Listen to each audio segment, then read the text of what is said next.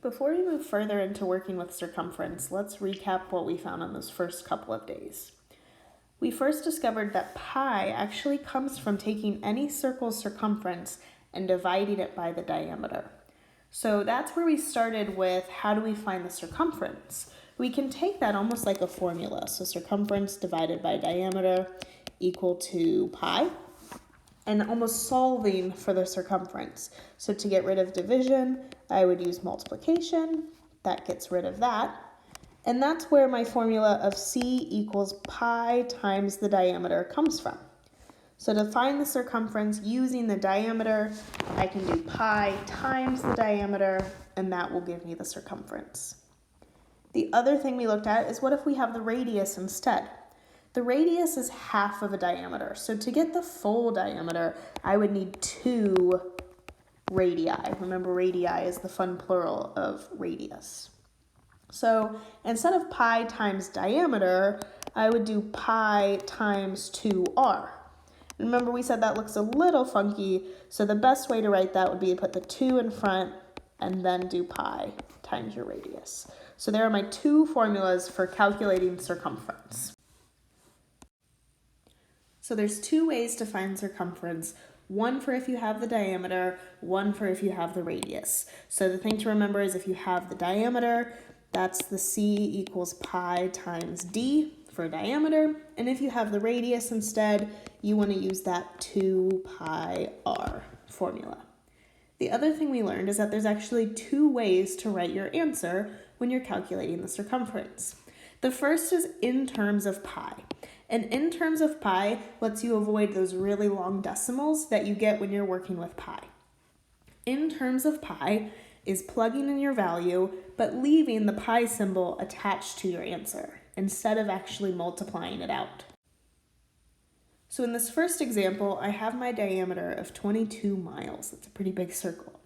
In terms of pi, that 22 is my d value, so I'm going to plug that into my formula. So diameter is pi times d for circumference, so I'm substituting in instead of the letter d, that number of 22. Remember, that answer looks awkward in math. We like to have the number go first. So my final answer for in terms of pi would be 22 pi miles. In terms of pi, I leave that pi symbol on it. I don't actually have to multiply. It's a little more precise and lets you avoid decimals.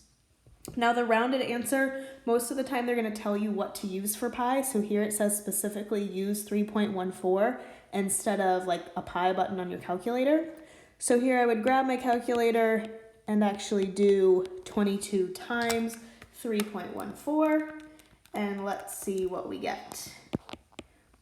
69.08 miles. So both of those are great answers, and they're actually equivalent answers. Those are the same thing, just 2 different ways to write it.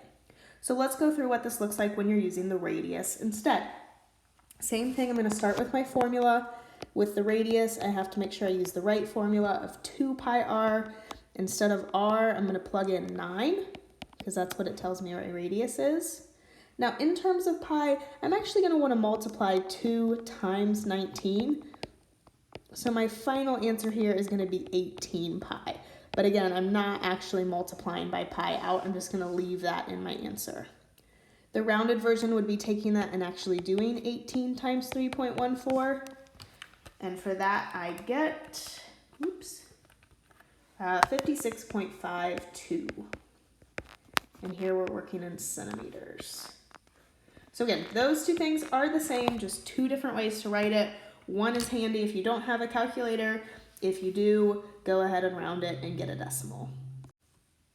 So in this video, we're going to dive deeper and talk about, well, what if we know the circumference, but instead want the diameter or want the radius? Can we work backwards to figure that out?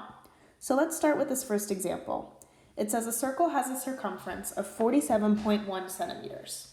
What is its diameter? Use 3.14 for pi.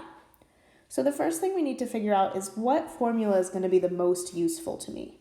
And if I have circumference and if I have diameter, the formula I'm going to want to start with is that c equals pi times diameter. Okay? Next step, I'm going to fill in or substitute in the pieces that I know. So it gives me the circumference is 47.1. That value is going to take the place of C. So instead of C, I'm going to use 47.1. And then it also tells me to use 3.14 for pi.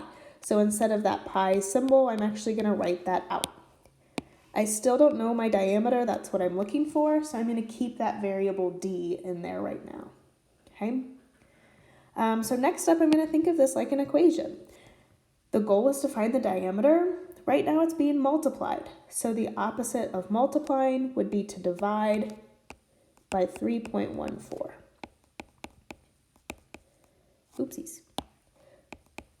So that's going to get those to cancel, and then that 47.1 divided by 3.14 is where my answer is going to come from. So grabbing my calculator, typing that in, I get an answer of 15. So here, 15 centimeters would be my diameter.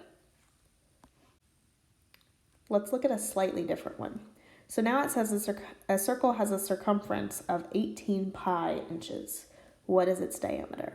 So I'm going to start off the same way. I see circumference and diameter, so I'm definitely thinking that that pi times d is going to be the most helpful for me. The biggest difference here is with my actual circumference. I see that it's 18 pi inches, so my circumference is in terms of pi, and also notice the problem doesn't say anything about what decimal to use or anything like that. So here, I'm still going to plug that in for C. I have 18 pi. But this time I'm going to leave the pi with that diameter over there and not put in the actual number for it. Okay, so just like up above, I'm multiplying by pi. That symbol, it still represents a number. So it acts the same as if I were writing a 3.14 in its place. Okay, so the difference is when I go to divide and get rid of that pi symbol, my numbers themselves aren't going to change because the pi symbols on the right cancel, and then the pi symbols on the left would actually cancel without having to grab my calculator or anything. So I'm left with 18 inches would be my diameter. So when my answer is in terms of pi, dividing by pi cancels it out, and that number is going to be the same thing as my diameter. So no calculator needed when it's in terms of pi. Now let's look at some examples where instead of the diameter, I want to find the radius. So this first example says a circle has a circumference of 47.1 centimeters. What is its radius? So that first step, determining what formula is going to be best for you, well, this time I want the radius. So I'm going to swap out the formula for 2 pi r instead of pi d. Then I'm going to start off the same way I did last time of plugging in the numbers that I have. So I know that C is 47.1, so I'm going to make that swap.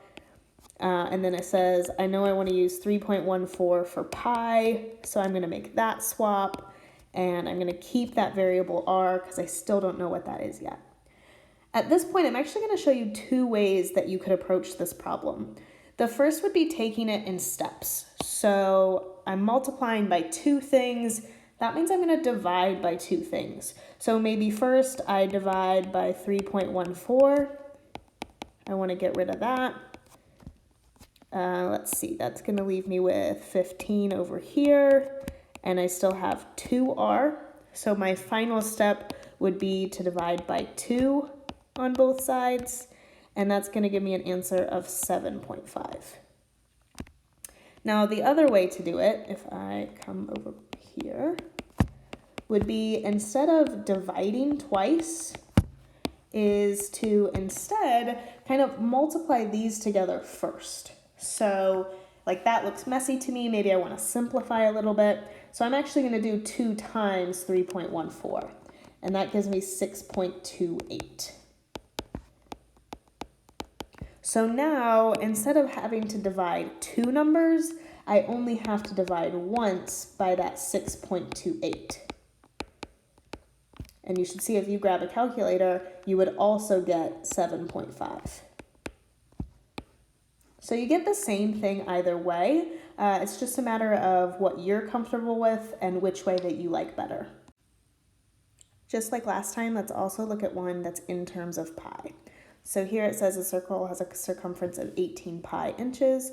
What is its radius? So again, that 2 pi r is going to be the most helpful. I'm going to substitute this 18 pi in for my c. But when it's in terms of pi, I'm going to leave that pi symbol there and not put in 3.14 or anything like that. So my first step would be to divide by pi. And remember, if it's in terms of pi, those just cancel right out. So that leaves me with 18 and then 2r. So my final step would be to divide by 2, and that leaves me with 9 inches. So let's kind of summarize those examples that we just worked through. The most important step is that you're going to want to start with the right formula. So if you're looking for the diameter, you want to start by setting it up as pi d. If you're looking for the radius, that 2 pi r is going to be helpful. From there, you're going to plug in what you know. You're going to be given a number to use for c, and then what to use for pi. You're either going to keep the pi symbol or substitute in a 3.14. Okay? Your next step is going to be to divide by pi. If it's in terms of pi, that's the best because they just cancel out. If not, you're actually going to grab your calculator and do divided by 3.14. Your last step would only be if you're finding the radius to divide by 2. Otherwise, if you have the diameter, step 3 and you're done. Okay, good luck.